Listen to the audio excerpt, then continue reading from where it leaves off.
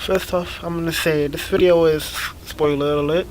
This is basically my opinion on the story of Shadow of Mordor, and depending on how soon I finish, it's gonna be the rest is just gonna be the gameplay. But the main focus is gonna be the story behind Shadow of War, the sequel to Shadow of Mordor.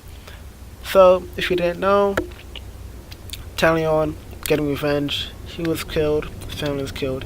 He didn't die because God loves him. But in this world, there's no one God. But hey, yeah, you get the gist. Um, that laughter was, that. So, Shadow of War picks up where Shadow of Mordor left off. You finish. You beat the hand. You beat Sauron's like best three guys. Then in this, then in this game, you're just crafting a new ring to use.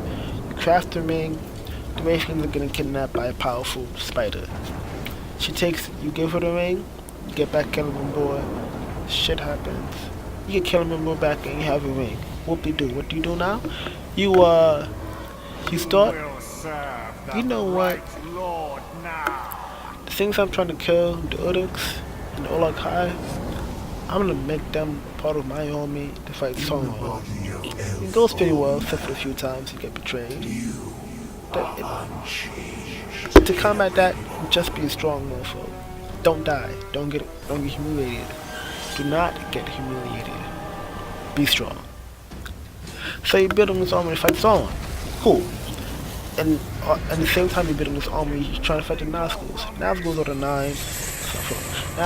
nine kings, warriors, and wizards of men who got corrupted by the 9 rings of power that Celebrimbor, the guy in the video fighting Sauron, who's in his, lesser form, I don't know, forged. Unbeknownst to him, Sauron was using him. When he found out it was too late, and yeah, he fought Sauron, and he almost had him. Sauron took the ring back, the one ring to control them all, and boy did he beat his ass.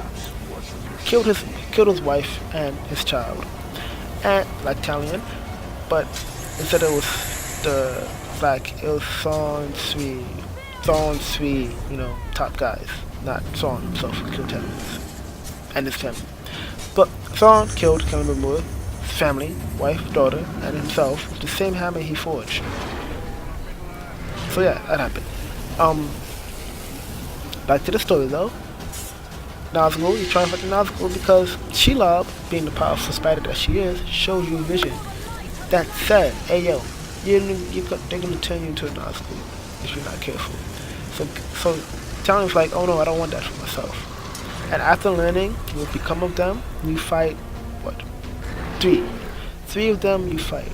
There's the one that's called the Hammer, there's the one that's called the other one, and then there's the one that cut off Sauron's hand and took the one ring for himself, and his name is Illustril, if I remember correctly.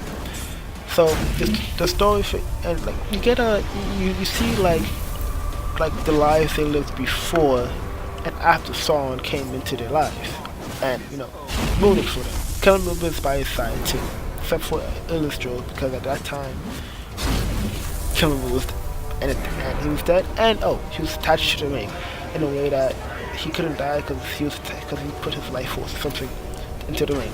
So that happens.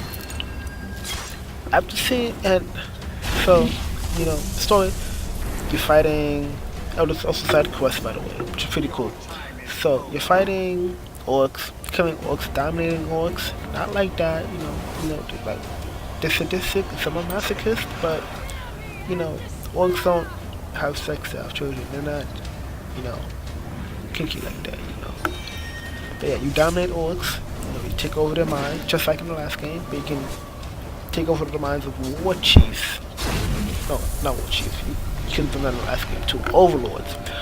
Overlords are like the newest addition to the game. One of the newest additions to the game, besides new combat tree, combat options, and being able to ride a Drake, which is pretty cool. Haven't done it often, but hey, it's really cool. But yeah, there's overlords. They're like the top of a keep. So yeah, after you do all that, you meet Electro, the she-elf that you're fighting with, to combat the Nazgul. So you combat the Nazgul, and they're like undead Dominguez. They're undead people just like you, but who work with Sauron, trying to fight Sauron. So that happens. You beat a few. You remember 3 of the names out of the 9. You remember 3 of the names, and you see 3 of their stories and how they became. Like I said before, it's pretty. Oh wow, it's pretty. One of them is really sad. His daughter gets kidnapped. He almost dies, but he gets the ring of power. But he ends up killing his daughter and everybody else by himself. One time he killed this one guy with his bare hands. That was badass. But it's also sad because his daughter. He killed his daughter, and ever since then he's just been an angry mofo. He needs some milk and a hug. Besides that, you beat this one, and instead of dominating it, because that's what Celebrimbor wants, he wants to dominate it and be like, you suffer me now and serve me and all that, because that's his kink. Talon's like, oh man, I feel bad for you. Let me just fix a solution by stabbing you, killing you, which is in all honesty, you really think about the lore in the world. If you played the game or you know about it, you be like, you know what, Talion, good for you. I applaud you, because who would want to live a life of servitude and just can't die at all? Talion, like, he can't die unless the Wraith unless he's not attached to the Wraith, or he's not in a ring of power, the one that Celebrimbor made to combat Sauron, or the one he got from the Nazgul, because after killing one of the Nazgul, Sauron was like, no, Celebrimbor was like, alright, so you see the she-elf that I have troubles with? Yeah, we're gonna go and fight Sauron, and I'm gonna leave you here to die. So have fun with that. So they do that. Shelob, Spider Queen, which thing, comes in and is like, I showed you, but you still didn't see it. I took Celebrimbor to set into motion the breakup, your two's breakup, because I don't want you together anymore. He was bad for you. It's an abusive relationship. He depends on you so much. You depend on him so much to live. Like, you die without him. It's bad. That, and I saw you two completing the impossible. You two actually defeated and killed Sauron. Like, you defeated and killed Sauron, and Celebrimbor took his place. But instead of making it better, he did exactly what Sauron was gonna do and took over Middle Earth. I didn't want that. So I got you two separate. So I made you two separate to combat that. And what happens now is, along with Eitrio, he tries to dominate Sauron's mind. He fails, and Sauron and him end up getting combined, and they're in an eternal struggle as the ever-watching eye. And Talion becomes a Nazgul. He's undead.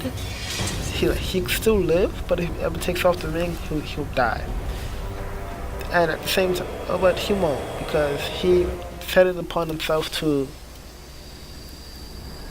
Ever since he met Shelob, ever since Shelob took the ring from Celebrimbor from him, his fate was sealed. He was to forever fight. Oh, thank you. He was to forever fight against, like, to combat Mordor and keep balance, and at the same time fight his inner demons and prevent himself from becoming a Nazgul. But eventually he'll lose that battle. But as far as he's concerned, because for now he's trying to save Mordor, and that's a pretty cool story. Like, it's well written. It's for a game, it's really well written. It didn't hit me like Horizon Zero Dawn story, but it was a nice twist. That's all I have to say. hopefully I will see you guys next time. I don't know when, because I say something and I don't do it. I have angry people, like one angry person knocking on my door, like, why don't you? I digress. Hope you enjoyed the video. I may do this again for other games whose stories call out to me, or was just something. Other than that, have a good day. See you guys later.